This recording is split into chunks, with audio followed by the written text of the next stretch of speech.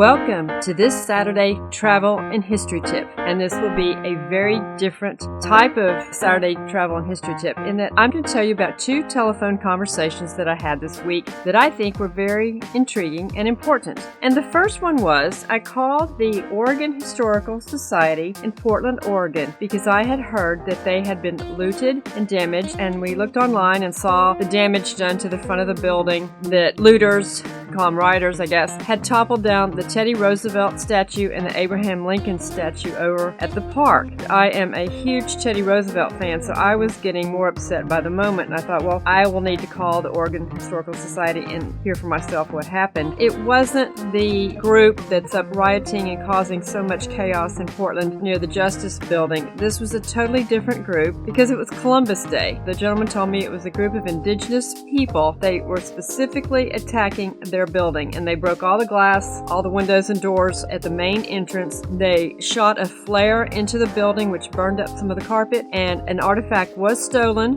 but he reported that the artifact had been returned and that they boarded up where all the glass had been broken, and that they were just going to leave it like that for a while until things calmed down. I asked him if he knows why they toppled over the Teddy Roosevelt statue and the Abraham Lincoln statue, and he said he had no idea. As far as he knows, they have been put in a safe place. They were painted up and they will be cleaned up and placed back on the pedestals as soon as it is deemed safe. This is all really sad, people. Really, really sad that these people want to cancel our culture and feel that they have the right to just destroy private property and to try to make their point. This is not the way to make a point. When you do pray for our country, I want you to pray for these types of events and that no one is harmed and that none of the artifacts and things are harmed and that justice is served. Our country is in quite a dilemma and justice is not being served in recent years, and that's why we need to vote. And that leads to my next telephone call that I had this week. In the past 2 years, both my parents have passed away, and I was very concerned that someone would have gotten their ballots because senior citizens, their ballots are mailed to their homes, and that way it's easier for them to vote, which is understandable, and my parents always voted and took pride in that. But since they'd both passed away, I wanted to make sure that their ballots were not getting into the hands of someone that should not have them. And I'm not insinuating anything about the address where they live, just that someone could have obtained those ballots. And I contacted the elections board in another county, and the girl was able to check for me on the state voter roll. Both of their voters' registrations have been canceled. I felt so much better about that because they were both actually in Harris County. And I know that's a big county, and it could be one that could easily have some trouble. And I'm not insinuating anything about the Harris County Voters Board or Election Board or anybody to do with that. I'm just saying this is a big city, and it could be a target. I want to encourage you, if you have a loved one that has passed away and you know that they would be getting a ballot, do yourself a favor and contact the Voters Election Board or Voters Registration Office in your county and have them check and see, and just double check to give some assurance. And you might find that you have helped this election in some way. And I want to report that Texas leads the nation in early in-person voting. Just in the first 3 days, 2.4 million people cast their ballot in the state of Texas. Number 2 was California with 2.38 million people casting their votes, and Florida was 3rd with 2.27 million people voting. We have friends that are in Harris County also that voted, and they said they only waited about 10 minutes. It wasn't that big of a deal. Some friends in New Mexico reported us that they will be voting on Monday. I will say we've been trying to go vote, and it's completely packed down there at the courthouse, which is a good sign. It's never been like that at vote time here. We asked around, and there is a line all day long and every day. Hopefully New Mexicans are getting tired of how it's been, and we really do become a red state. So that's awesome. And this friend, she said that they were going to be part of a Trump parade and citizen rally today. And here are a few pictures when they were starting up, and we look forward to her reporting back later tonight with how it went. The parade was going to start in Hall, and it was going to Hobbs, then Lovington, then Tatum, and then back to Lovington, New Mexico. It's a parade, then a rally. She texted and said, "Laugh out loud. This is already fun. Can't wait till it gets down to the courthouse." So I'm sure they're having an absolute blast. Another great friend who lives in Hawaii says that they are only having mail-in ballot. Hawaii has totally freaked out over COVID, and her family had all gotten their ballots, but she had not gotten hers, so she called and was trying to find out what had happened to hers. And they're supposed to mail them in. They are actually going to drop them off, and she did ask how she can make sure that her vote counted, and there is going to be a way that they can track their ballot. So ask and pay attention if you have to use this kind of method. Another friend of mine is working as a poll worker and did see some serious suspicious activity. We helped her with some advice from another elections officer, and there is an investigation going on at the poll location where she is working, so we need to pray that this gets corrected soon. And I do want to switch gears here and end on a happy note. I do want to put in a plug for a group of young people from Auburn, Alabama, Right Side Broadcasting Network. And they're a group of young people that raise money, and they attend every single Trump event. They are up on the platform with the other networks. The great thing about Right Side is they not only show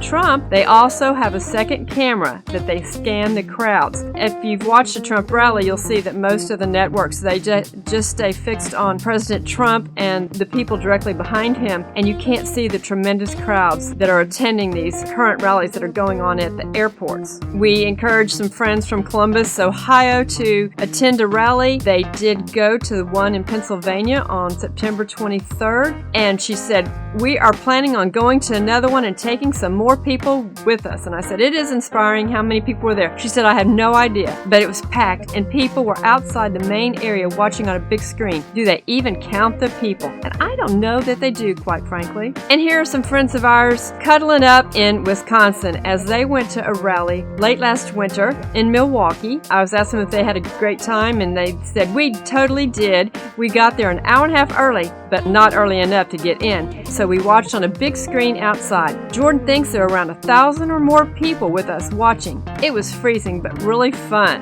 There was a riot nearby, so the police was prepared with their riot helmets. And I said, "How exciting," and she says it was. I got a little worried when the police showed up, but Jordan said they were just there as a precaution. We ended up being outside for about 3 hours, and I want to show you inside looks at a rally. We have gone to 2 rallies, but if you'll notice in this picture, you can see the police in the gear in the back, but you can see chairs. If you do go to a rally, a lot of times people will take their own chairs, and you can just leave them, go into the rally, which I don't know if you'll ever be able to go into a rally again, but people just go into the rally, and as you come back out, your chair should be there. People aren't stealing these chairs. People leave ice chests, all kinds of things, and they just collect them on their way out. And there are people that do rent chairs that are at the rallies during the wait. Like they mentioned, they got there an hour and a half early. That is not soon enough. When we went to the rally in Manchester, New Hampshire last August, we waited in line 3 hours, since there were twice as many people behind us as there were in front of us. And this is a picture as we were entering the arena, and we were heading to the floor. Most people flocked to the seats, but you can see the diehards, they head to the floor, and that's where we went. And I want to play this little clip so you can get a sense. This is almost a 5-minute video, non-stop, but I have edited it down to like 1 minute and 57 seconds, and I want you to get a feel for what it's like to be on the floor at a Trump rally. Please welcome the President of the United States, Donald J. Trump.